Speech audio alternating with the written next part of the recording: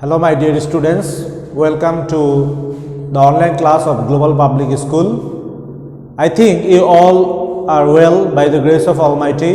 I am also well.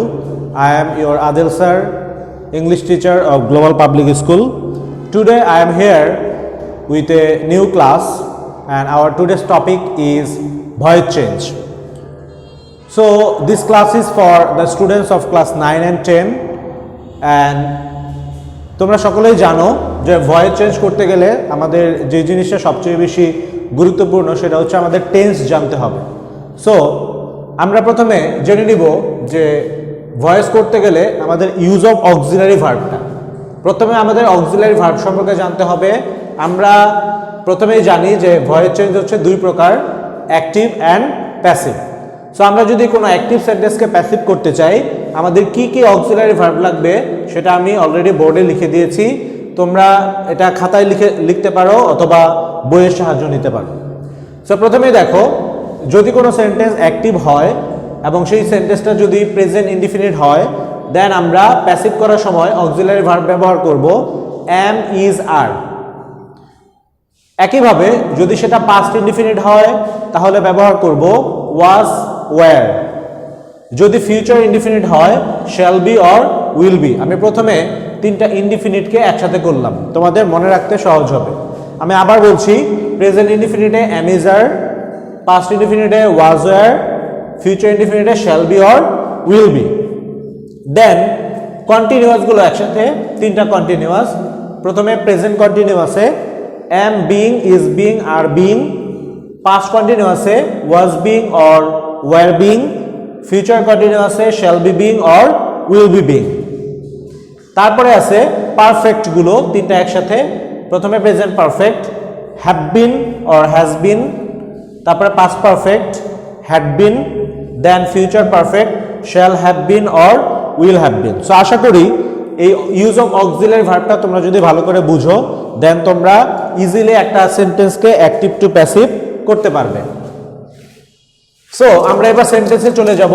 এই use of auxiliary ভার্বটা ব্যবহার করে কিভাবে আমরা একটা সেন্টেন্সকে সহজে অ্যাক্টিভ থেকে প্যাসিভ করতে পারি তোমরা তোমাদের খাতায় প্র্যাকটিস করতে পারো। দেখো, আমি ফার্স্টে একটা সেন্টেন্স লিখছি, active sentence. She has ড্রন a picture. She has drawn a picture. So if I want to make it passive, ফার্স্টে তোমাকে সাবজেক্ট আর অবজেক্ট নির্ধারণ করতে হবে। সো আমরা দেখলাম এই সেন্টেন্সের সাবজেক্ট হচ্ছে শি আর অবজেক্ট হচ্ছে এ পিকচার। তারপরে দেখতে হবে এই সেন্টেন্সটা কোন টেন্সে আছে। সো আমি এটার স্ট্রাকচার দেখে বুঝলাম যে এটা প্রেজেন্ট পারফেক্টে আছে, কারণ সাবজেক্টের পরে হ্যাভ বা হ্যাজ থাকবে আর ভার্বের পাস্ট পার্টিসিপল থাকবে। এটা হচ্ছে present perfect. So present perfect থাকলে আমরা জানি প্রথমে প্যাসিভ করতে গেলে আমাদের অবজেক্টটাকে সাবজেক্ট বানাতে হবে। সো অবজেক্ট কি আছে? A picture. এখন ইউজ অফ অক্সিলারি ভার্ব আমরা একটু আগে যে শিখলাম এখানে দেখলাম যে if the active sentence is present perfect then the use of auxiliary verb is have been or has bin.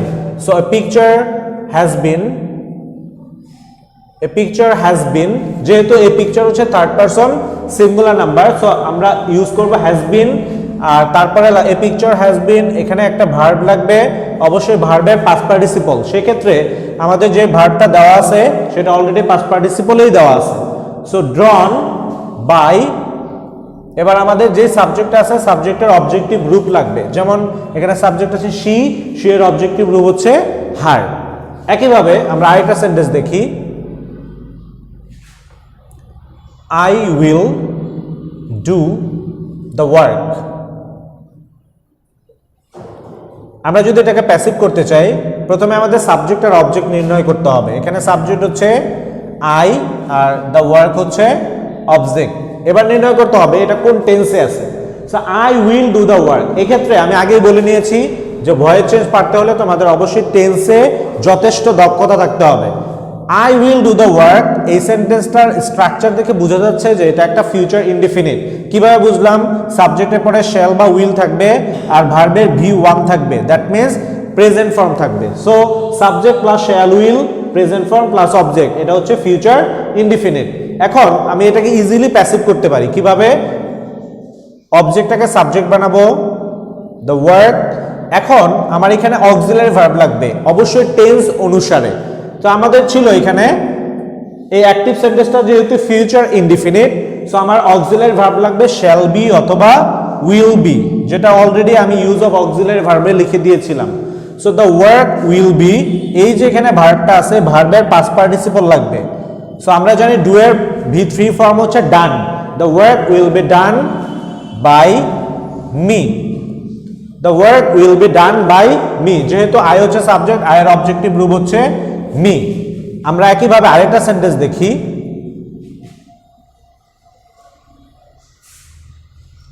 Mister Anis Ahmed helped the poor mister Anis Ahmed help the poor so আমাদের ফার্স্টে যেটা করতে হবে সাবজেক্ট নির্ণয় করতে হবে এখানে সাবজেক্ট আছে মিস্টার আনিস আহমেদ তারপরে ভার্ব আছে হেল্পড তারপরে এখানে অবজেক্ট হচ্ছে দ্য পুয়ার সো এই সেন্টেন্সটা আগে নির্ণয় করতে হবে সাবজেক্ট আর অবজেক্ট দেন এটা কোন টেন্সে আছে সো আমরা দেখলাম এখানে V2 দ্যাট মিন্স ভার্ব 2 ভার্বের পাস্ট ফর্ম যেহেতু দেওয়া আছে সো আমার স্ট্রাকচার অনুযায়ী দেখছি যে এটা subject plus V2 plus object এটা হচ্ছে past indefinite so past indefinite হইলে আমার প্রথমে অবজেক্টটাকে সাবজেক্ট নির্ণয় করতে হবে সো দ্য পুয়ার হেল্প তাহলে V2 আছে দ্যাট মিন্স পাস্ট ইনডিফিনিট তো একটু আগে আমি যে লিখেছিলাম ওইখানে ছিল যে প্রেজেন্ট ইনডিফিনিট হলে আমরা am is are ব্যবহার করব আর পাস্ট ইনডিফিনিট হলে was were তাহলে দ্য পুয়ার ওয়্যার কেন ওয়্যার দিলাম কারণ দ্য পুয়ার এই শব্দটা হচ্ছে প্লুরাল তোমরা মনে রাখো দ্য পুয়ার হচ্ছে প্লুরাল ফর্ম এজন্য এটার সাথে ওয়াজ না বসে ওয়্যার বসছে দ্য পুয়ার ওয়্যার এখানে আমার ভার্বের পাস্ট পার্টিসিপল লাগবে সো হেল্প এই হেল্প হচ্ছে V2 এটার V3 helped the poor were helped অবশ্যই একটা প্রিপজিশন বসাইতে হবে প্রিপজিশন হচ্ছে বাই তারপর আমার সাবজেক্টটা অবজেক্ট হবে এই ক্ষেত্রে আমার প্রথমে আগের সেন্টেন্সটাতে আই ছিল তাই আমি আই এর অবজেক্ট ব্যবহার করেছি মি কিন্তু এখানে একটা নাম আছে নাম থাকলে নামের অবজেক্ট ওই নামটাই দিতে হবে